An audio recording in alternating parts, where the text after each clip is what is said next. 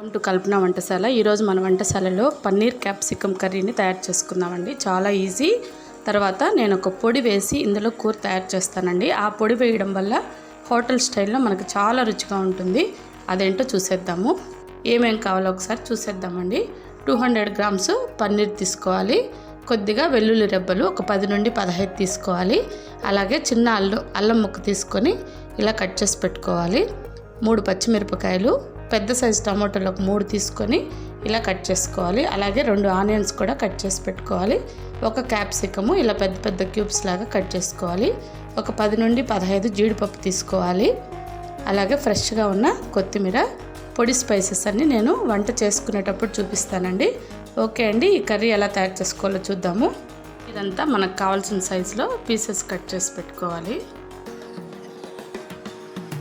Stove మీద ఇలా ఒక ప్యాన్ కానీ ఏదైనా గిన్నె కానీ పెట్టి స్టవ్ వెలిగించుకోవాలి. వెలిగించుకున్న తర్వాత ఒక 4 టీ స్పూన్లు మనం నెయ్యి వేసుకోవాలండి. ఈ నెయ్యిలో మనం పన్నీర్ కూర తయారు చేసుకుంటే చాలా రుచిగా ఉంటుంది. నేను ఇక్కడ 3 టీ స్పూన్లు వేస్తున్నాను. నెయ్యి వేడెక్కిన తర్వాత 2 ఉల్లిపాయలు తీసుకున్నాం కదా, అవి ఇలా కట్ చేసుకొని ఈ నెయ్యిలో వేసేసుకోవాలి. ఇవి 1 నిమిషం పాటు హాఫ్ కుక్ అయ్యేంత వరకు ఇలా కలుపుకుంటూ వేయించుకోవాలి. తర్వాత ఇందులోనే 3 టమాటోలను కట్ చేసి పెట్టుకున్నాం కదా, అవి కూడా వేసేసుకోవాలి. ఈ టైంలోనే 3 పచ్చిమిరపకాయలు కట్ చేసి అవి కూడా వేసేసుకోవాలి. ఇప్పుడు వీటిని కూడా మనం మెత్తబడేంత వరకు ఇలాగే ఆనియన్స్తో పాటు కలుపుకుంటూ ఫ్రై చేసుకోవాలి.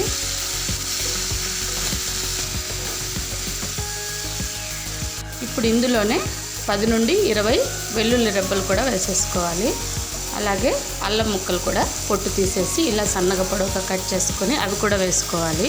అల్లం వెల్లుల్లి కూడా వేసేసిన తర్వాత టమాటాలు మగ్గేంత వరకు వీటిని కూడా కలుపుకుంటూ 1 నిమిషం పాటు ఇవన్నీ మగ్గించుకోవాలి నెయ్యిలో. ఇందులోనే కొద్దిగా పట్ట, అలాగే 4 లవంగాలు కూడా వేసేసుకోవాలి.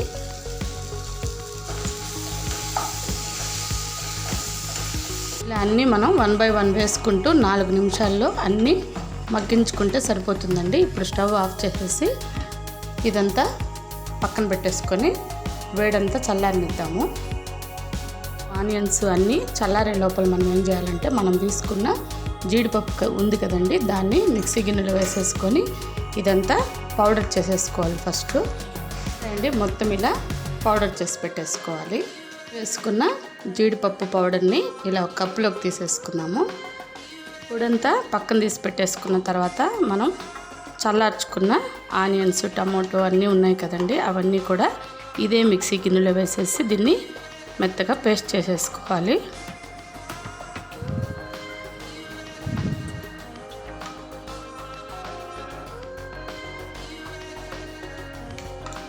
ఇలా మనం మెత్తగా పేస్ట్ చేసుకుంటే చాలండి.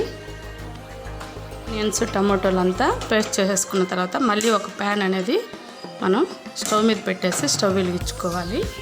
ఇప్పుడు మనం ఇందులో నెయ్యి కానీ లేదా నూనె కానీ లేదు బటర్ కానీ ఒక 3 టేబుల్ స్పూన్లు వేసుకోవాలండి. ఆయిల్ వేడెక్కిన తర్వాత 1/2 టీ స్పూను జీలకర్ర, అలాగే 2 బిర్యానీ ఆకు వేసేసుకోవాలి. జీలకర్ర వేగిపోయిన తర్వాత మనం పేస్ట్ చేసుకున్న ఆనియన్స్, టమాటో అన్నీ ఉన్నాయి కదండి, అదంతా ఇందులో వేసేసుకోవాలి.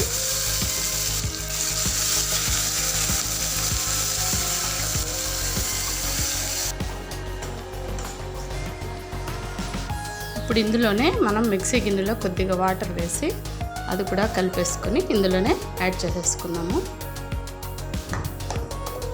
ఇప్పుడు ఇదంతా మనం ఆయిల్ పైకి తేలేంత వరకు ఇలాగే ఫ్రై చేసుకోవాలి.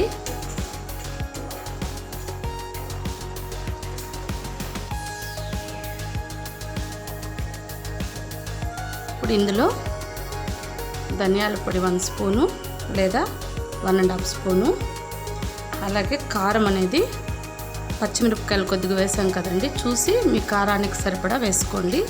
నేను ఇక్కడ 1.5 టీ స్పూన్ కారం పొడి, 1.5 టీ స్పూన్ ధనియాల పొడి వేసుకుంటున్నాను.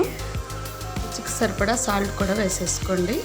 కారం, ధనియాల పొడి, సాల్ట్ వేసిన తర్వాత ఒకసారి మిక్స్ చేసుకుంటూ కలుపుకుందాము.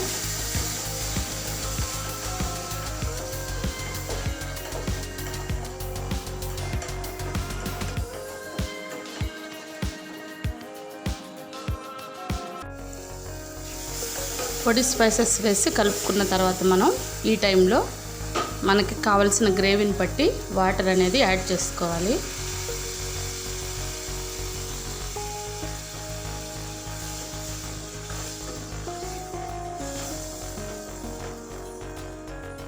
కొద్దిగా వాటరు అవసరం అవుతుందండి, కొద్దిగా వేసుకున్నాము. ఇప్పుడు ఈ టైంలోనే మనం పన్నీరు యాడ్ చేసేసుకున్నాము. అలానే క్యాప్సికమ్ పీసెస్ కూడా వేసుకున్నాము. పన్నీర్ అనేది ఎక్కువ ఉడకాల్సిన అవసరం లేదండి. మీరు వేసిన తర్వాత ఇదే టైంలో మనం జీడిపప్పు పొడి చేసి పెట్టుకున్నాం కదా, అది కూడా ఇందులో వేసేసుకొని అన్నీ ఒకసారి కలిపేసుకోవాలి.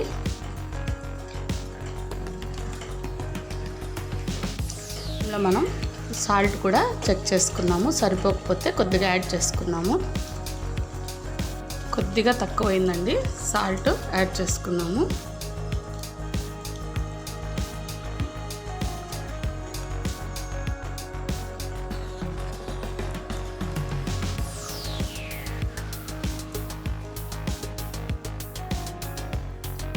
చివరిగా కొత్తిమీర కూడా యాడ్ చేసేసుకొని స్టవ్ ఆఫ్ చేసేసుకొని దీన్ని సర్వ్ చేసుకుందాము. సరే కదండి, ఎంత వేడిగా మనకి వేడిగా చాలా రుచికరంగా హోటల్ స్టైల్లో పన్నీర్ క్యాప్సికమ్ రెడీ అయిపోయిందండి. ఓకే, ఇంకెందుకు ఆలస్యం, వేడిగా నాన్లో కానీ, చపాతీలో కానీ, పుల్కాలో కానీ, లేదంటే ఫ్రైడ్ రైస్లో కానీ తిని ఎంజాయ్ చేయండి. మరో మంచి రెసిపీతో మళ్ళీ కలుద్దామండి.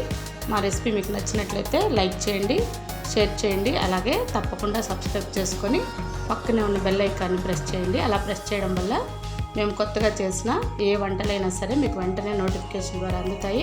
చక్కగా అవి ట్రై చేసి హ్యాపీగా తిని ఎంజాయ్ చేయించండి. మరో మంచి రెసిపీతో మళ్ళీ కలుద్దాం. బాయ్ అండి.